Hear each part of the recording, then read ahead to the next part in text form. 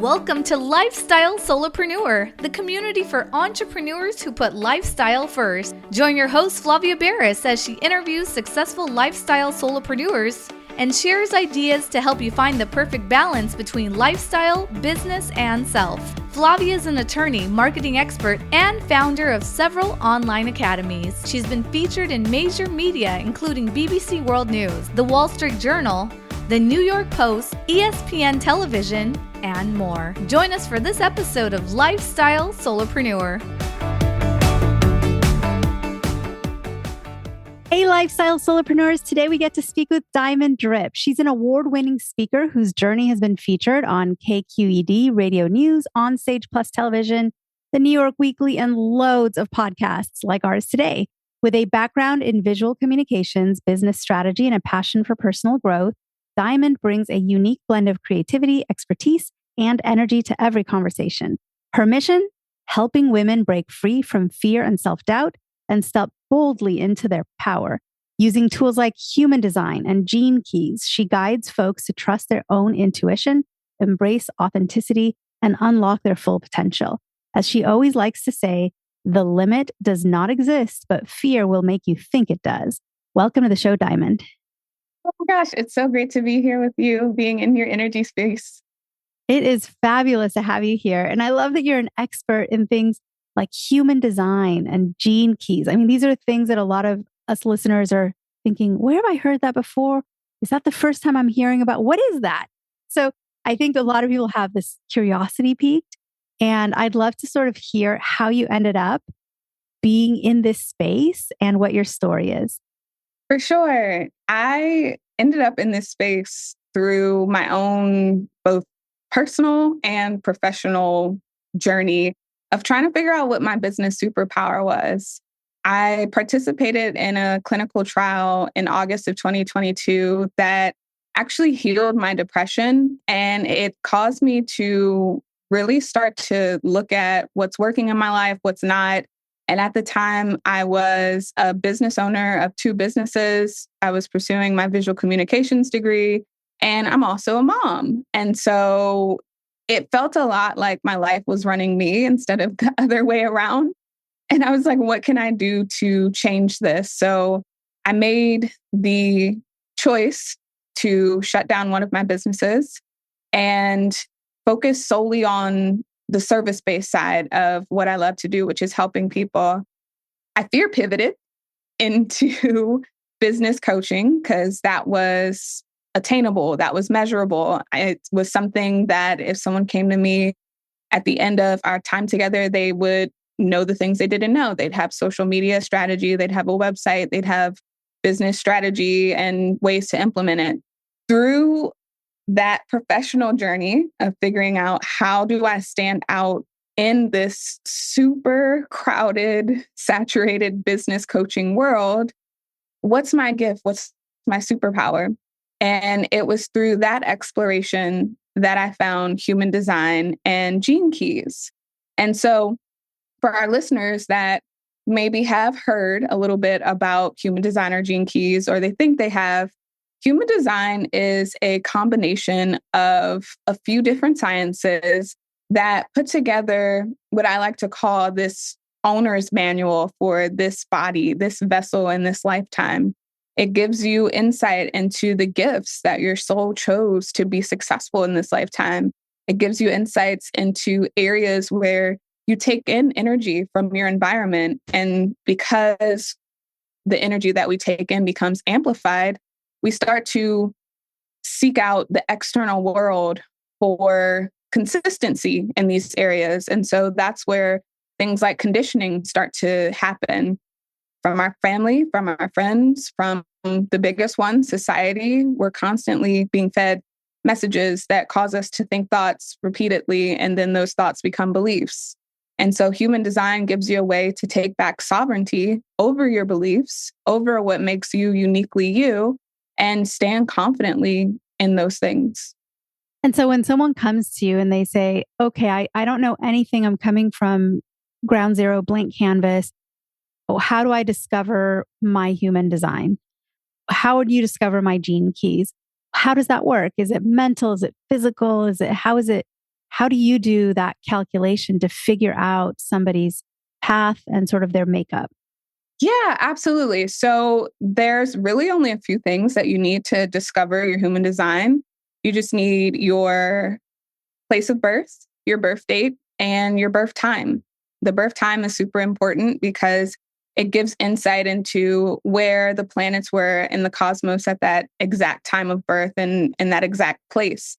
On my website, I have a human design chart calculator. So once you enter those details in, you'll get your chart back really quickly in a matter of seconds. And it gives you insight into your exact energy type, what your strategy is. So that's kind of your cheat code for how you are meant to navigate decisions, as well as your inner authority, which helps you discover your unique way of interacting with this cheat code. And it gives you a few other nuggets of information that can help start unpacking what makes up your personality, what makes up your gifts in this lifetime. It's fascinating. What are some of the aha moments that you've seen that kind of stand out to you?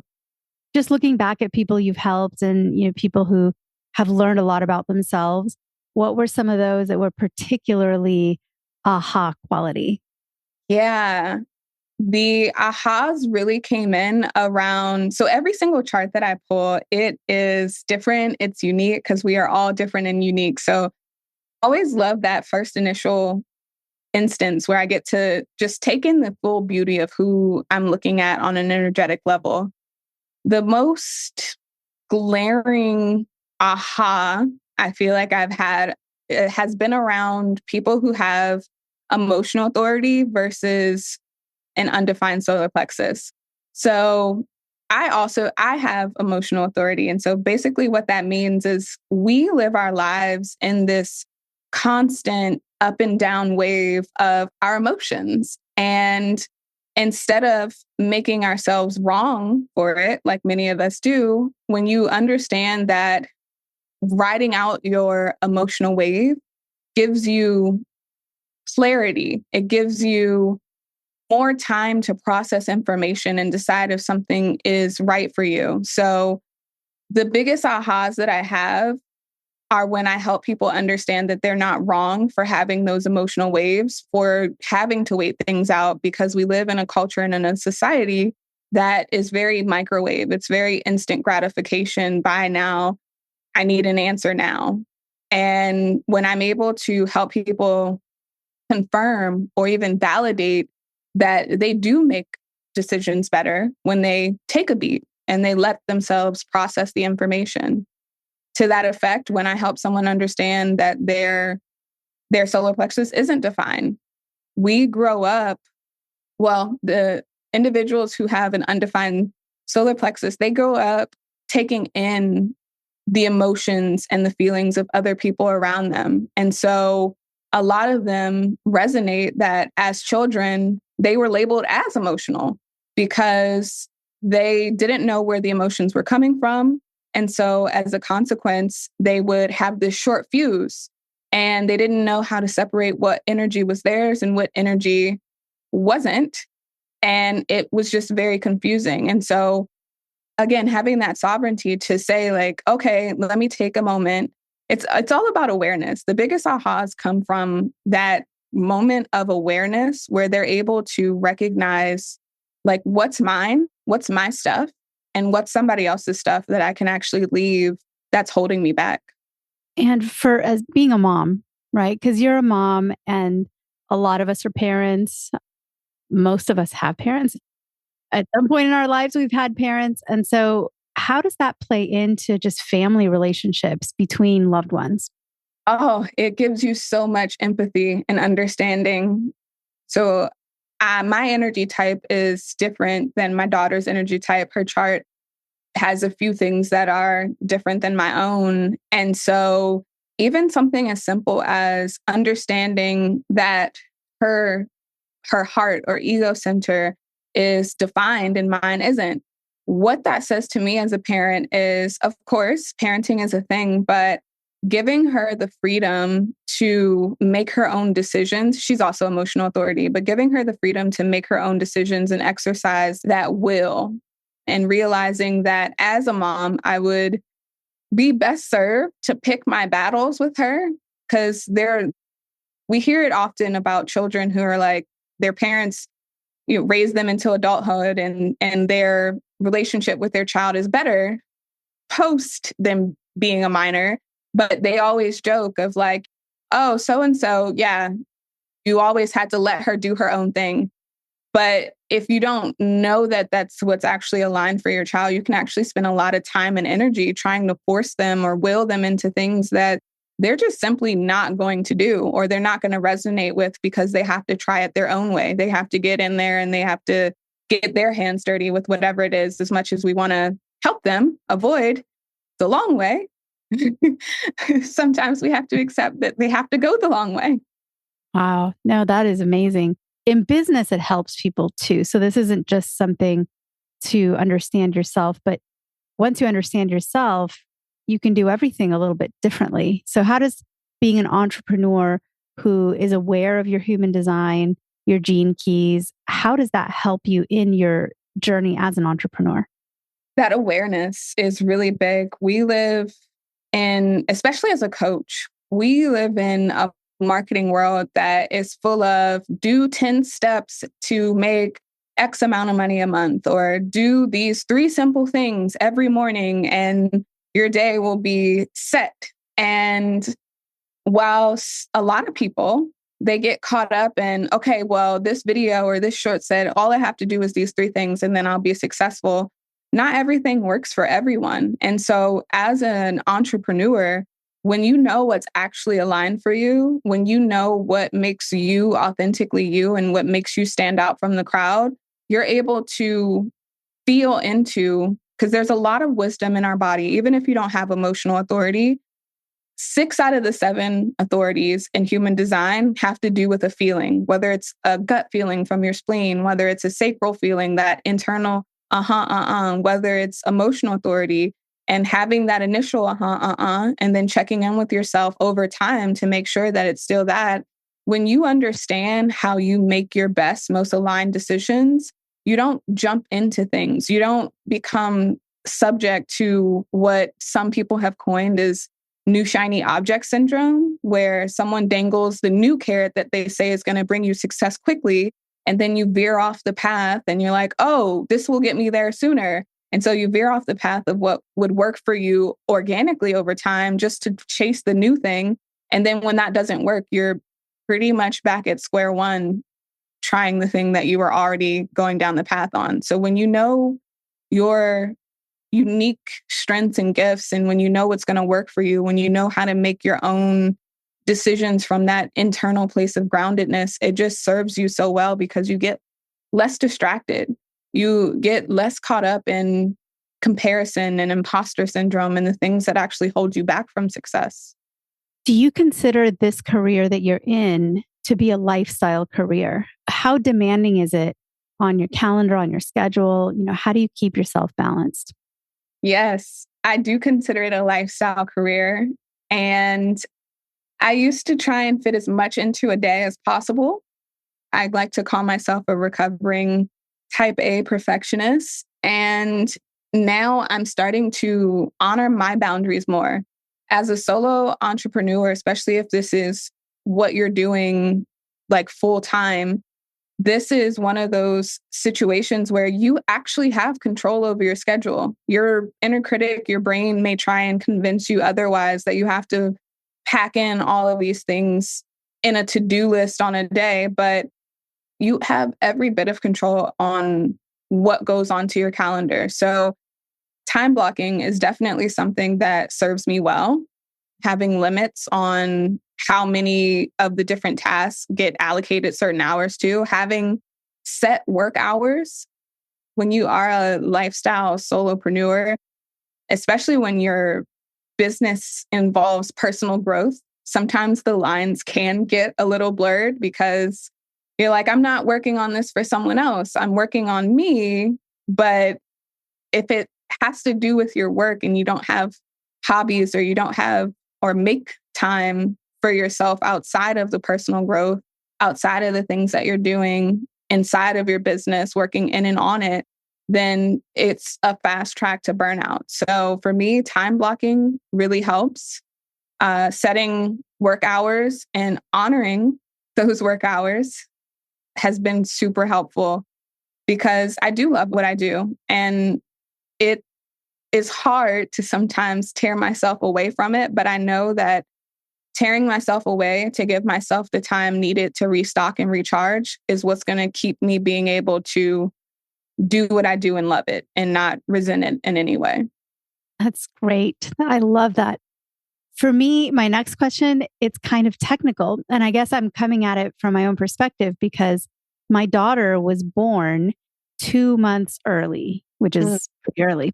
And so, she missed her scheduled arrival date. She missed her ETA, her arrival time on that big giant board that is you see at the airport. I mean, she was off by 2 months. So how does this science work where it's based on your birth time down to the hour, the minute where you arrive into the world?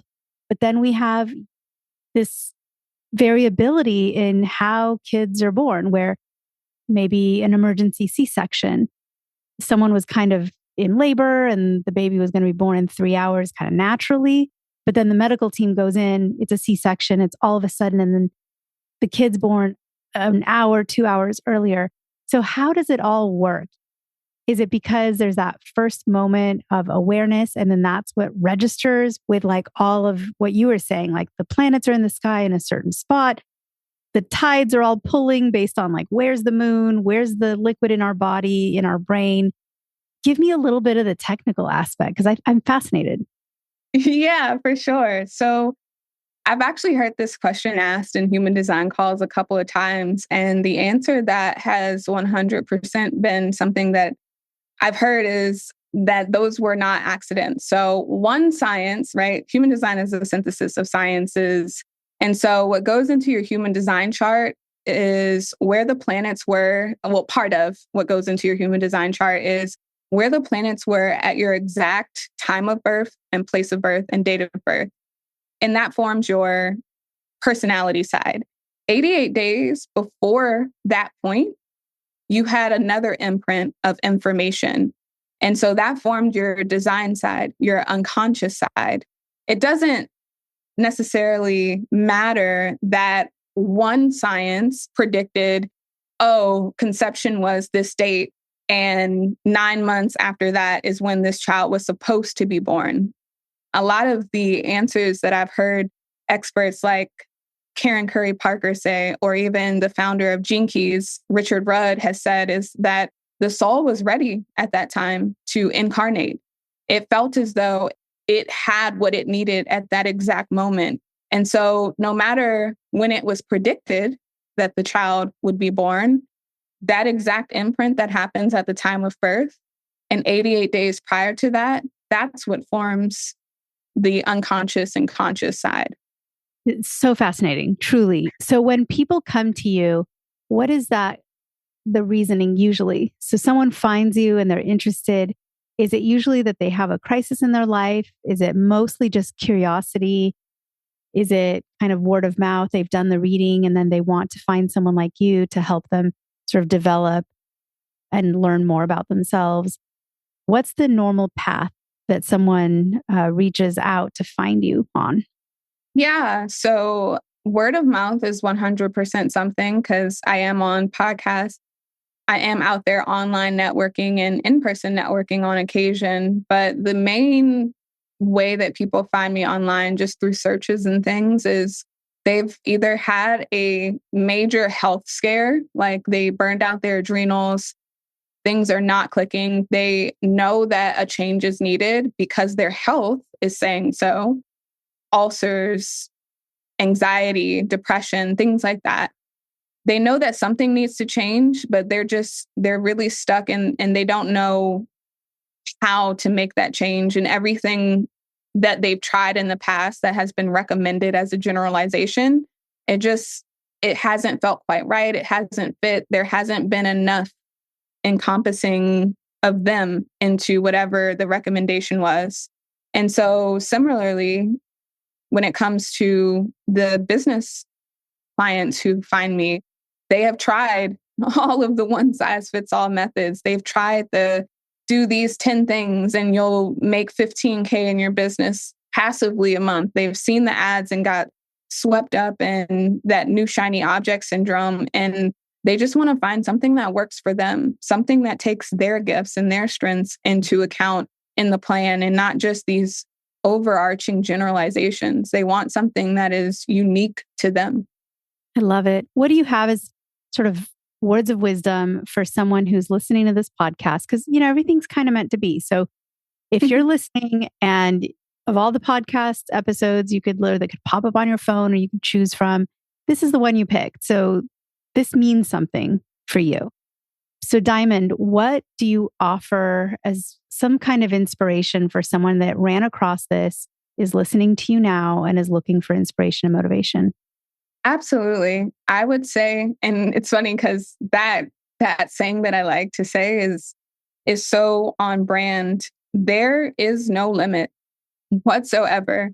Our brains that have formed these thought patterns of negativity and that inner critic that can be so loud sometimes tells us that there's a limit to our happiness. There's a limit to what's possible.